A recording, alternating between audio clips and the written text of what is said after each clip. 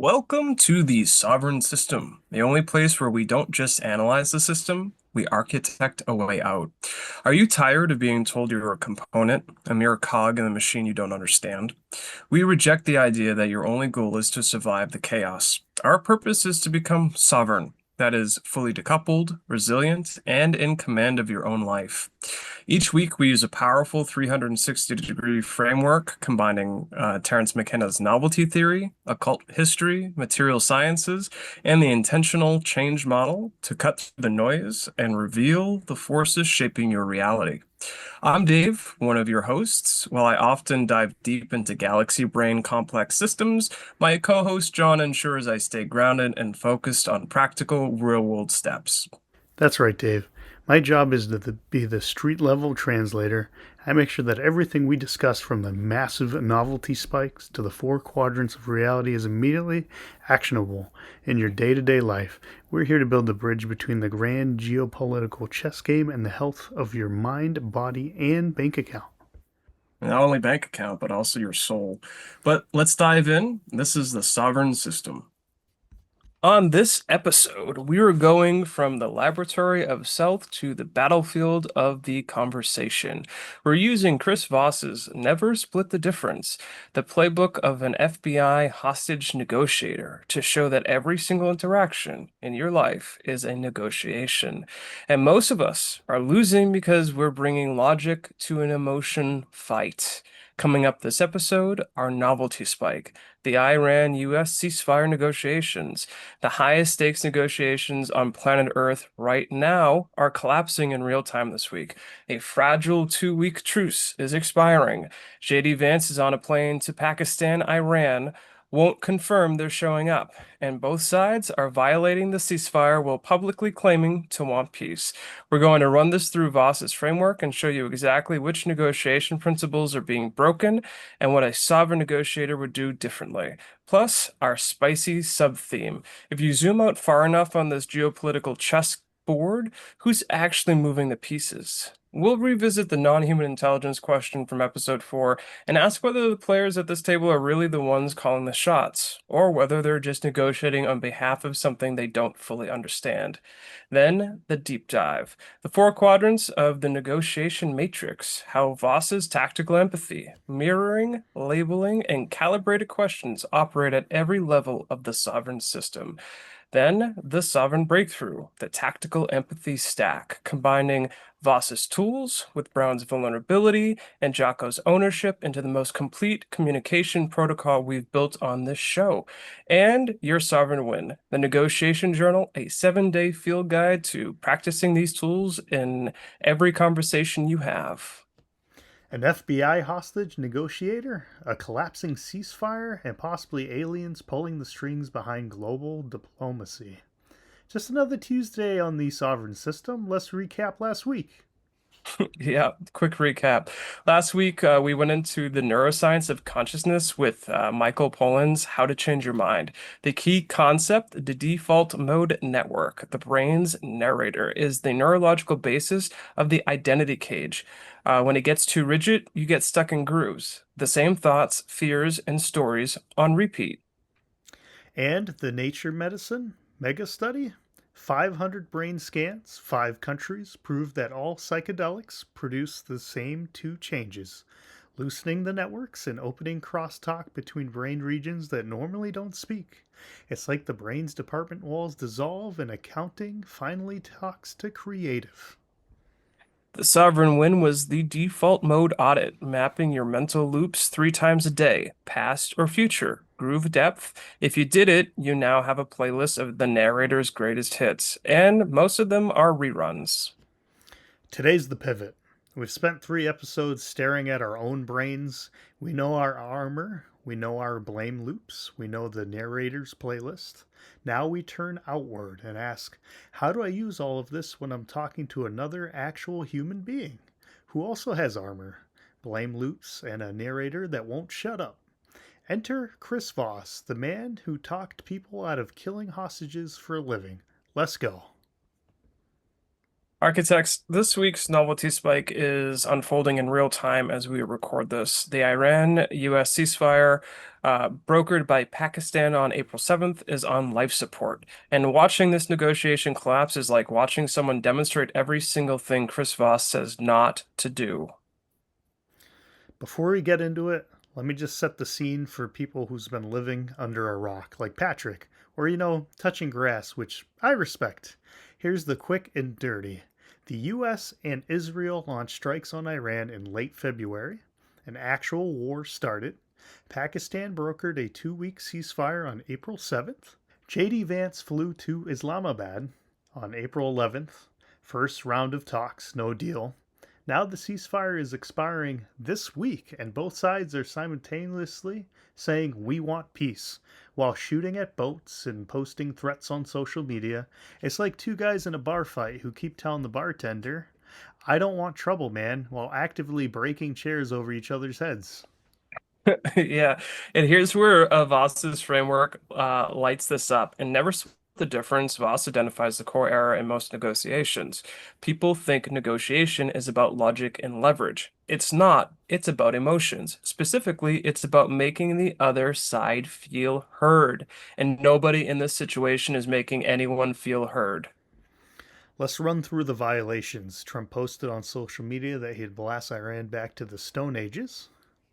Voss violation number one, never use threats to create leverage. Voss says threats trigger the amygdala and shut down the prefrontal cortex. The other side stops thinking and starts reacting. You've turned a negotiation into a fight or flight response. Iran's parliament speaker called the negotiating table a table of surrender. Voss violation number two, labeling the other side position as an insult. Instead of labeling Iran's feelings, which is what Voss teaches, they're labeling the entire process as hostile. That poisons every future conversation. Both sides are violating the ceasefire while claiming to want peace. Voss violation number three, actions that contradict your words destroy what Voss causes uh, proof of life. If your behavior says war while your mouth says peace, the other side's amygdala believes the behavior, not the words, every time. Dave, I'm sitting here thinking, this is literally the world's most expensive version of me trying to negotiate with my landlord. I say I want to stay. He says he wants me to stay, and then he raises the rent by 40%, and I accidentally let the faucet drip all weekend. Nobody's negotiating. We're both just aggressively interpretive dance and calling it diplomacy. And by the way, can we talk about the mediator situation? Pakistan brokered this peace. Then Israel's defense ministry called Israel evil and a curse for humanity. That's your mediator? That's like hiring a marriage counselor who mid session turns to one spouse and says, You're the worst. Neutral? Neutral? And this is where the geopolitical onion gets very interesting because when you look at this negotiating table, the US, Iran, Pakistan, Israel, China reportedly involved behind the scenes, Russia providing satellite intelligence to Iran before strikes, you have to ask who's actually at this table and who's behind this table. Oh, here we go. Dave's opening the weird drawer. I'm serious. Consider the data points. In episode 4, we covered the DMTX research at Imperial College, the institutionalization of non-human intelligence contact. In episode 6, we talked about MIT's finding that consciousness may be an input to the brain, not an output, that the brain is an antenna, not a generator. Now, look at the negotiation table. Every major player has a classified UAP program. The US has the UAP executive order. Russia was photographing the Saudi air base before the Iranian strike, satellite imagery that supposedly suspiciously precise. Iran's IRCG has access to technology that defies conventional military logic in the Strait of Hormuz. China is brokering behind the scenes through channels nobody fully understands. The UAP disclosure movement has made it very clear. The government possesses technology and intelligence derived from non-human sources. The question that nobody at the negotiating table is asking, and the one that the sovereign system asks, is, are the negotiators themselves being influenced by agendas that originate outside the human chain of command? Okay, I need to translate this for the people in the back. David is not saying that little gray aliens are sitting in the situation room wearing tiny suits and whispering into JD Vance's earpiece. Although honestly, that would explain some things here, like a lot of things. But what he is saying is we have documented evidence from congressional hearings from whistleblowers like David Grush from the UAP executive order itself that non-human intelligence exists and that the government has been reverse engineering recovered technology for decades. If that technology influenced military capability, energy policy, and information control, then it influences the negotiating position of every country at this table. The pieces are being moved on a board, and some of the players might not even know who designed the game. And that Architects is the ultimate negotiation question. In Voss's framework, the first rule is who the real decision maker is. What if at the highest levels of geopolitics, the real decision maker isn't at the table? What if the real decision maker isn't even human? Sleep well tonight, everybody. Yeah, we're not presenting this as established fact, by the way, architects. We're presenting it as the question that a sovereign mind asks when everyone else is watching the puppet show. And whether the answer is NHI influence, deep state agendas, or simply the emergent behavior of complex systems beyond anyone's control, the sovereign lesson is the same. Don't assume the visible negotiators are the real ones. Voss literally says in the book the most dangerous negotiation is the one where you don't know who you're really negotiating with. Well, Dave, I think you just broke that concept at the species level. Let's get into the source material before I need a tinfoil hat and a stiff drink. Dave, for the uninitiated, who is Chris Voss and why should I care what he thinks about my conversations? Well, that's a great question, John, and it's what everything this episode is about. So let's kind of get into this. So Chris Voss spent 24 years at the FBI, where he became the lead international kidnapper negotiator. Not negotiating office parking spots negotiator. That's a man with a gun and a hostage, and if you say the wrong word, somebody dies negotiator. He then took those principles and applied them to business, relationships, and everyday life, and never split the difference. See, this is why I love this guy. Most negotiation books are written by professors. This one was written by a man whose PowerPoint was whether the hostage lived or died. The stakes were not, we might lose the account. The stakes were that child might not see tomorrow. When that guy tells you how to have a conversation, you listen. Yep. The central thesis is revolutionary and simple. Negotiation is not a rational process, it is an emotional process. And the person who masters the emotions, their own and the other side's, wins. Not by tricking the other side, but by making them feel understood. The key tools, number one, tactical empathy. This is Voss's cornerstone. It's the deliberate practice of understanding the other person's feelings and mindset, not because you agree with them, but because you need to see the world through their eyes to influence them. It's empathy as a strategic tool. Number two, mirroring. Repeating the last word, one or two, three words somebody has said, it sounds absurdly simple, but Voss says that it's the single fastest way to build rapport and get people to keep talking. It triggers the human need to elaborate and explain. Let me demonstrate, Dave. Tell me something.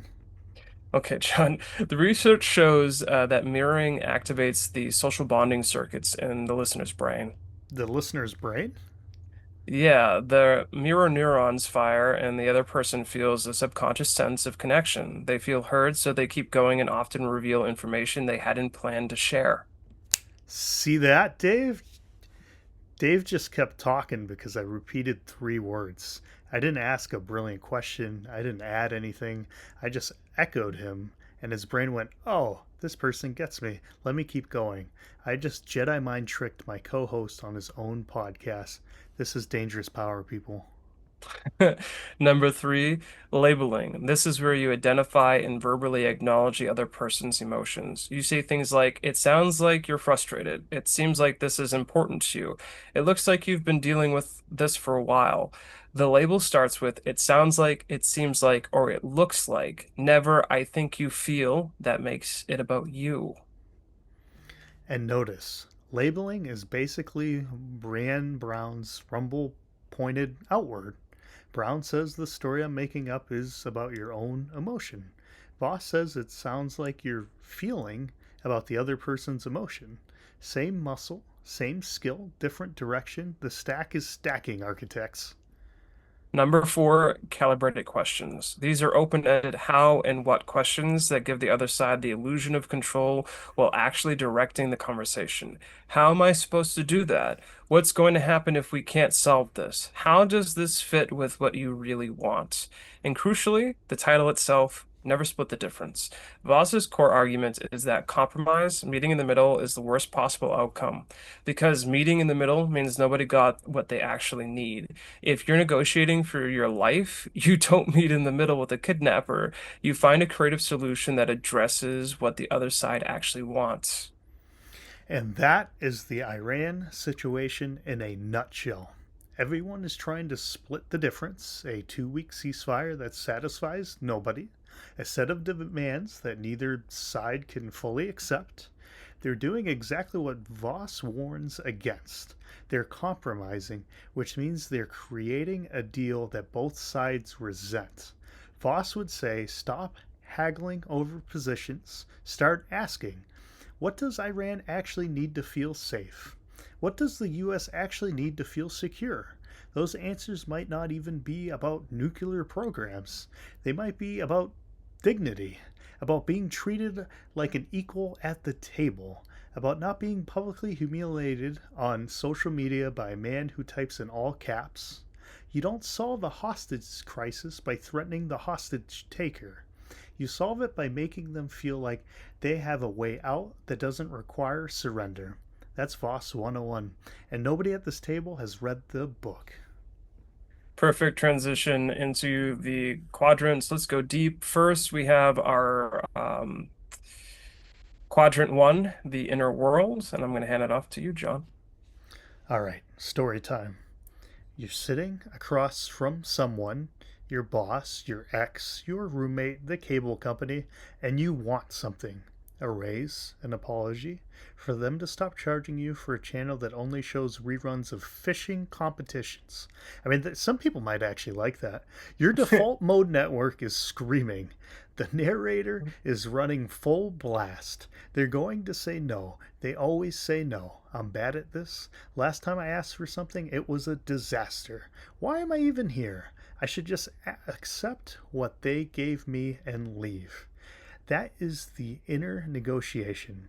And Voss says the internal negotiation, the one you're having with your own fear, is the one you have to win first before you open your mouth. Because if your narrator is telling you that you're going to lose your voice, your body language, your word choice, all of it will telegraph defeat. And the others, mirror neurons, will pick up on it instantly. This connects directly to Poland's default mode research from last week. When you're in a negotiation, your DMN activates powerfully. Self-referential thinking, threat assessment, past experience replay. All the grooves we mapped in the default mode audit are firing at once. Boss's solution is tactical. He uses a technique called the late night FM DJ voice, a slow, calm, downward, inflecting tone that he says literally calms both of your own nervous systems and the other person's. It's a psychological pattern interrupt for the amygdala. You're hacking your own fear response through vocal control. I tried this on a date once. Well, not a date. I was arguing with a parking attendant. I dropped my voice into that late night DJ thing. I said very slowly, it sounds like this has been a really long day for you. And this guy who had been yelling just stopped. His shoulders dropped. He said, man, you have no idea. And then he let me slide on the ticket. I labeled his emotion. I didn't argue about the parking. I didn't explain why I was right. I just made him feel seen, and his entire posture changed. That's not manipulation. That's basic human decency deployed at the exact right moment. That's tactical empathy. And for the record, that's the closest thing to a successful date I've had in months. Don't laugh at me, Dave. Me and a parking attendant sharing a moment under fluorescent lights. Romance isn't dead, it's just in a garage. Yep. Okay, thanks for that, John. Great story, great story. So we're going to move on to quadrant two, the physical world. Now, the measurable, observable side, Voss's tools produce specific, documentable behavioral changes. Research from the field of negotiation science confirms what Voss teaches from experience. Mirroring, studies show that when one person mirrors another's speech patterns, the mirrored person speaks 30 to 40% more and reveals significantly more information. It's the simplest hack in the book, and it's supported by solid data. Labeling. When you correctly label somebody's emotion, fMRI research, similar to the affect labeling studies from Lieberman that we cited in episode 7, shows a measurable decrease in the amygdala activation in the person being labeled. You are literally calming their brain by naming what they're feeling. And the calibrated questions, Voss's how questions produce measurable differences in responses than why questions. Why triggers defensiveness. It feels like an accusation. How triggers problem solving. It feels like collaboration. Okay, let me apply this to the Iran situation because it's so clear. Trump says to Iran, "Why won't you reopen the Strait of Hormuz?" That's an accusation. Iran's amygdala fires. They dig in. They say the strait will not be open to the enemies of the nation through the ridiculous spectacle by the president of the U.S. That is a direct quote. That is an amygdala speaking. Now imagine if someone at the table said, "How can we create conditions where reopening the strait feels safe for Iran?" Different question, same goal, but the second one invites Iran to be part of the solution instead of the problem. Voss would say, when you use why, you make people feel accused. When you use how, you make people feel consulted. And people who feel consulted make deals. People who feel accused make war. It's that simple, and trillions of dollars and thousands of lives are hanging on which word they use. Makes my parking attendant negotiation look pretty smooth by comparison, honestly. Now let's jump into quadrant 3 here, the collective inner world. Now we go to the cultural level, and this is where the NHI thread gets really interesting, so tighten your tinfoil hats, architects. Voss talks about something he calls the black swan. In negotiation, a black swan isn't a ballet movie, it's the unknown unknown, the piece of information that if you discovered it would completely change the negotiation. The thing the other side hasn't told you, maybe because they don't even know you're being driven by it. In every hostage situation, Voss worked the breakthrough came when they discovered the black swan. The kidnapper's real motivation, the hidden fear, the thing that wasn't on the demand list, but was actually driving everything. Now apply that to the geopolitical level. What are the black swans of the Iran negotiation? This is where we go deeper than most analysts are willing to go. The service level black swans are obvious. Competing internal factions within Iran's leadership, U.S. domestic political pressures, energy market implications, but the sovereign system asks the uncomfortable question. We know from the congressional testimony, David Grush, 2023, that the U.S. government possesses materials of non-human origin. We know from the UAP executive order that a formal structure now exists to manage this information. We know that multiple countries at this negotiating table have classified aerospace programs that remain unexplained. The question isn't whether NHI exists. That debate is largely settled among serious researchers. The question is, does NHI influence operate as a black swan in the global negotiations? Is there a layer of motivation, access to recovered technology, reverse engineering programs, consciousness research, resource control that shapes the negotiation positions of major powers without being visible on the public agenda? Let me make this concrete for people.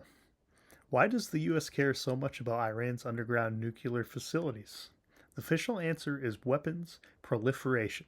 Sure, but multiple UAP researchers have noted that many of the world's deepest underground military facilities in the US, Russia, China, and Iran happen to be co located with an anomalous activity.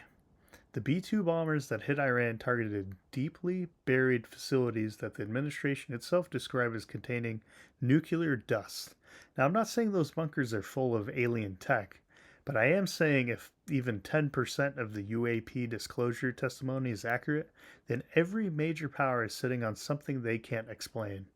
And whatever you're sitting on affects how you negotiate because the real black swan might not be nuclear weapons. It might be something that makes nuclear weapons look like a Roman candles. And if that's true, the real negotiation is about access to non-human technology and the control of consciousness research, then the visible ceasefire talks are theater. They're the puppet show. The real negotiation is happening in rooms we'll never see between peoples whose names we might not know. Over stakes we can barely comprehend. Happy Friday, everybody. Who wants a snack? Yeah. So, architects, we present this as a framework for inquiry, not as established fact. As I've said previously, it's a fun thought experiment. But the sovereign principle is non-negotiable. Always ask who the real decision maker is. Always look for the black swan and be willing to entertain the possibility that the game is bigger than the board you can see. All right, we're going to go ahead and do our last quadrant here, the collective exterior world. At the systemic level, Voss's framework reveals something crucial about how institutional negotiation is structured to fail. Governments, corporations, bureaucracies negotiate through committees. Nobody has personal ownership of the outcome. The negotiators are proxies. They have mandates, they have talking points, they have red lines drawn by people who aren't in the room. Voss says the most dangerous thing in a negotiation is dealing with somebody who doesn't have the authority to make the deal. And in geopolitics, nobody at the table has the authority.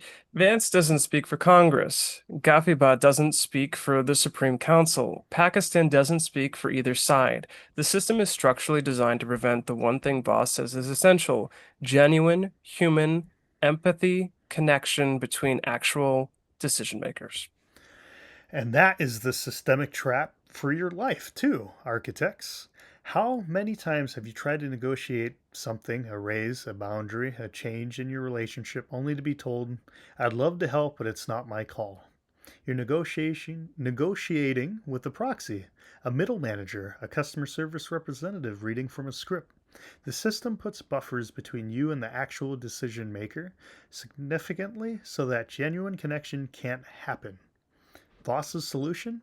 Identify the real decision maker and find a way to speak to them. In your life, that means stop accepting that's just how it is. Ask who actually decided this. Who do I talk to them? Or how do I talk to them? Not aggressively, with tactical empathy, with curiosity. It sounds like this decision came from above you. How can we make this work for everyone? That one question, how can we make this work for everyone, is a calibrated question that invites collaboration, gives the proxy a way to help you without losing face, and moves toward the real decision maker. It's Voss 101 for everyday sovereignty. Yep, whether the puppet master is a corporate board, a government bureaucracy, or, as we've suggested, something more exotic, the sovereign response is the same. Refuse to negotiate only with the puppet. Follow the strings upward and never stop asking who's really at the table. All right, architects, we're going to move on to our sovereign breakthrough, the tactical empathy stack. So this week's sovereign breakthrough is what we're calling the tactical empathy stack. The most complete communication protocol we've built on the show combines tools from episode 7, 8, 9, and now 10 into a single conversational sequence. This is the final form, the Megazord, the Infinity Gauntlet, the Chosen One. Okay, I'll stop with the references. Here's how it works. Step 1. Notice your narrator. Before the conversation, check in. What's the default mode network running? What groove is playing? I always lose these conversations. They never listen. Catch it, name it. That's your pattern interrupt. Step 2. Drop that armor. Choose vulnerability over performance. Enter the conversation willing to be changed, not just to change the other person. Remember, the armor that protects you from looking weak prevents you from being strong. Step 3. Own your 2%. Before you open your mouth, identify your piece of the problem. Even if the other person is 98% wrong, find your 2%. This disarms them and gives you credibility. Step 4. Mirror. In the conversation, repeat their last 1 to 3 words. Let them talk, let them feel heard. Resist the urge to fix, advise, or argue. Just mirror. Step 5. Label. Name what you hear. It sounds like this has been weighing on you. It seems like you feel unheard. It looks like there's something bigger going on here. Always, it sounds like never, I think you feel. Step 6. Calibrate. Ask a how question. How can we solve this together? How do you see this working? How can I help make this easier? Give them the steering wheel. People commit to solutions they helped create. Step 7. Rumble. If you need to share your perspective, use the combined language. The story I'm making up is your interpretation. My piece of this is your 2%. How do you see it? 7 steps, but in practice, it's fluid. It's a conversation, not a checklist. The point is, you've been stacking these tools for 4 weeks. You know your armor, you know your blame, you know your narrator, and now know how to hear the other person's narrator too. That's the tactical empathy stack. That's the sovereign architect at the negotiation table. And if world leaders use this, if someone at the Iran table mirrored, labeled, asked a calibrated question, and then said, the story I'm making up is that you feel cornered.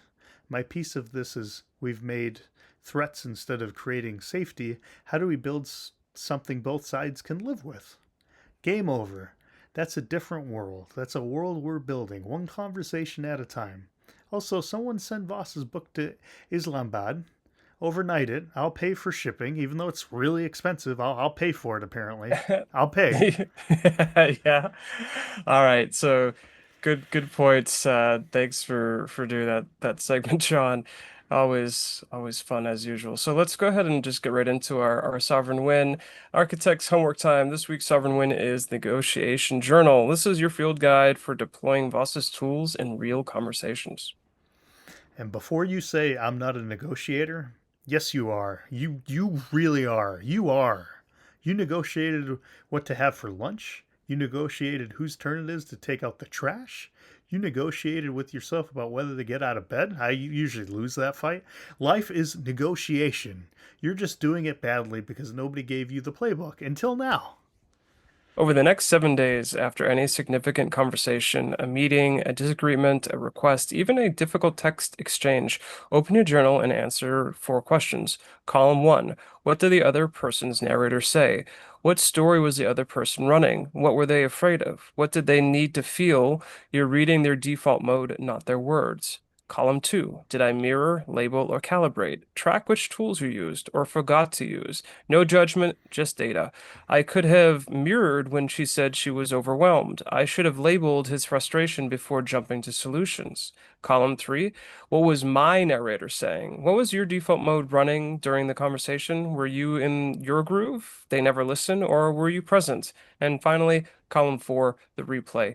If you could redo the conversation with tactical empathy, stack, what would you change? Write the improved version, mirror here, label there, calibrate this question. This is your practice rep. And here's the prediction. And this is the last batch of artisanal pickles. I'm all in by day 7. You have had at least one conversation that goes dramatically better because you use these tools. One moment where you mirror someone and they say more than they planned. One label that diffuses a conflict before it starts. One calibrated question that opens a door you thought was locked. And when that happens, when you feel the shift, you'll understand why Voss says the most powerful negotiation tool isn't leverage, it's empathy. It's making the other person feel like you actually see them. Because that's what everyone in the world wants. At every negotiation table, from your kitchen to Islamabad, to be seen, to be heard, to matter. That's the sovereign move. That's the architect's way. Yeah, John. Awesome. So this was a great episode, I think. I really liked, we're trying out a new format, obviously. But Chris Voss, I mean, he's like the father of behavioral negotiation. He's got a very long history with the FBI. He currently has his own firm called the Black Swan Group.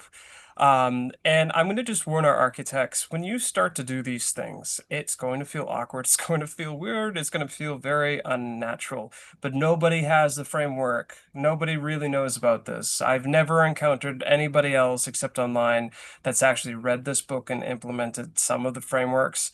Um, Actually, that's a lie, John.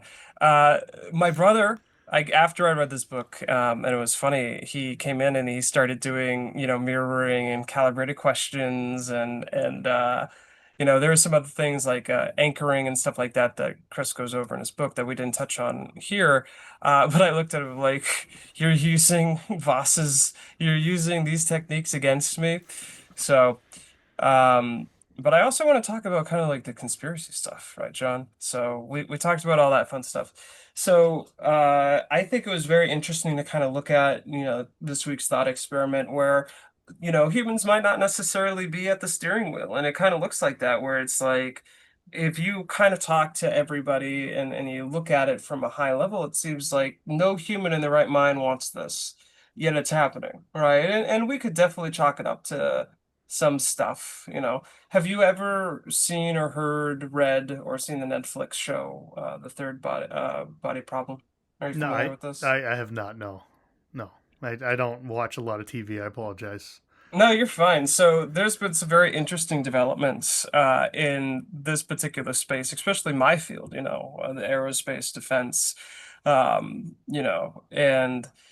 the three-body problem is about an advanced civilization that is sabotaging our science by basically creating things in physics that won't work using their technology, killing certain scientists and high-level individuals.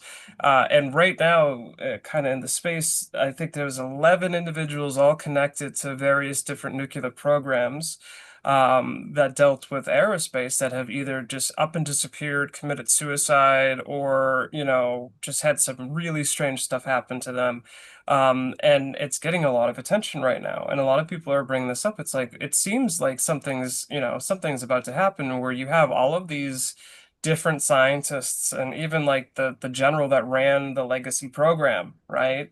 Um, Went missing. And these were people that were supposed to testify in front of Congress too, by the way. So really, really crazy stuff. Have you seen any or heard any of this stuff so far? The only thing I saw recently was like some woman posted. It was a woman scientist. I don't remember the name. Posted on her social media, or reached out to one of her friends, saying that she never had any thoughts of suicide, and then literally a week later, she was found dead with a gunshot wound to the back of the head, and they Yeah. ruled it as a suicide. So, Oh, is it? Yeah, that'd be the same one that had they used a directed energy weapon against her, right? Directed microwaves, right? So that's like Havana syndrome yep, that Gary Nolan was investigating for Central Intelligence. So they're using like advanced technology against these people, and I know who you're talking about. And she specialized. She was a theoretical physicist. She specialized in anti-gravitational anti-grav tech. that's what it was. So, obviously all of the stuff that their technology runs on is anti-grav. So, it's very interesting seeing, these people kind of being picked off and nobody's, talking about it. And again, you look at the war in Iran and we know that that collapses everything. Like there is no way that we can have a protracted war and survive as, a country, an empire, whatever you want to call it, and it affects the entire world. It destabilizes everything. And the only thing that I can think of as a rational human being is, no human benefits from this destabilization. But if you were an advanced civilization attempting to perhaps cohabit the planet or take it over, what better way to do it than completely destabilize and wipe out major populations via a world war. So, but anyways, I'll hand it over to you to talk a little bit about whatever you want. As I said, I just want to throw a little bit of some, thought exercises in here, some fun stuff. We don't usually get to talk about that. And I want to be a little bit more free, a little bit more interesting as we kind of mature and stuff like that. I mean, this is still, we're still very early on at episode 10, but we're getting there. I think we're getting our legs. Oh yeah, for sure. We're definitely getting our legs underneath us, and I mean, again, the thing for me is everything you said. I mean, right? Who benefits from the current war? I mean, nobody in the reality when you really look at the bigger picture. We're looking down World War III as we speak, which is kind of wild to me. You know, you thought that we were safe from it probably 10, 15 years ago. And I guess here we are on the cusp of another great war that will again end civilizations and rebuild some civilizations, I guess, or create new civilizations afterwards. But I feel like this one's going to be a bigger impact than any of the previous ones, especially with the kind of, you know, weapons that we have, the capabilities these countries have against one another is nothing compared to what World War One and World War Two was on that kind of scale. So it's, you know, overall frightening, obviously, as a civilian living, you know, kind of close to a missile hub, I guess. you know.